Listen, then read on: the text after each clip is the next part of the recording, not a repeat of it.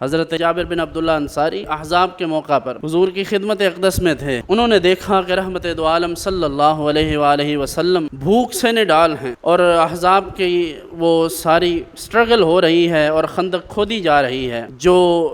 مزاج شناس لوگ ہوتے ہیں انہیں بات بتانے کی ضرورت نہیں پڑتی، وہ خود سمجھ جاتے ہیں۔ حضور نے نہیں کہا کہ جابر بتاؤ گھر میں کوئی چیز ہے، مجھے بھوک لگی ہے، نہ، انہوں نے خود دیکھا اور محسوس کیا کہ حضور کو بھوک کی شدت ہے تو باقی لوگوں کو بھی ہے، تو چلو میں دیکھتا ہوں گھر میں اگر کچھ ہے تو جابر بن عبداللہ آ کر اپنی اہلیہ سے پوچھا گھر میں کچھ ہے؟ انہوں نے کہا ایک بکری کا چھوٹا سا بچہ ہے اور وہی جو اپنے گھر کے لیے رکھا ہے، اور اس کے علاوہ بس تھوڑے سے جو ہیں۔ انہوں نے کہا کہ تم ایسا کرو، اسے ذبح کر کے دے دیا اور کہا اسے تیار کرو اور یہ جو ہیں ان کو پیس لو تاکہ روٹی بن جائے، تو میں حضور کی خدمت میں جاتا ہوں۔ تو بیوی بھی اچھی ایڈمنسٹریٹر ہوں گی،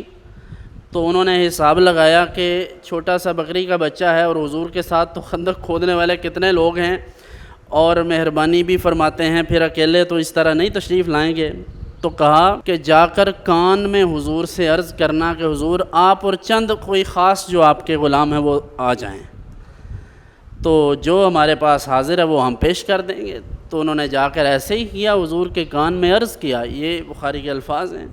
انہوں نے آہستگی کے ساتھ عرض کیا یا رسول اللہ صلی اللہ علیہ وسلم، اس طرح تھوڑا سا گھر میں اہتمام ہے تو آپ تشریف لے آئیں، کچھ کھانا ہم پیش کر دیں۔ حضور نے فرمایا اے احزاب والو، خندق کھودنے والو، بھائی جابر نے تمہاری دعوت کی ہے اور وہ کتنے ہیں، وہ 300 ہیں یا 700 ہیں 800 ہیں، وہ سارے چل پڑے۔ اب حضرت جابر پریشان ہوئے، لیکن وہ جانتے ہیں کہ اگر حضور نے یہ کرم فرمایا ہے تو اس طرف بھی توجہ فرمائیں گے۔ تو حضور نے ایک جملہ ارشاد فرمایا جابر جاؤ، لیکن جب تک میں نہ آؤں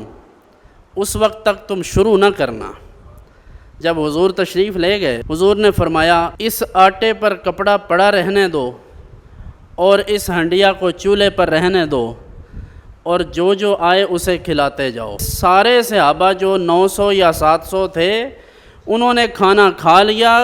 اسی طرح سالن بھی بچا ہوا ہے، آٹا بھی بچا ہوا ہے۔ تو اس لیے جن کو یہ وہم ہے، جنہیں یہ بتایا جا رہا ہے کہ اللہ کے نبی بس آئے تھے پیغام دے کر چلے گئے ہیں، تو وہ اپنا وہم دور کریں اور شیطان کے اس وسوسے کو دور پھینکیں، اور یہ جان لیں کہ اللہ رب العزت جنہیں نبوت سے سرفراز فرماتا ہے وہ صرف پیغام ہی نہیں دینے آتے، وہ اللہ رب العزت کی طرف سے خصوصیات لے کر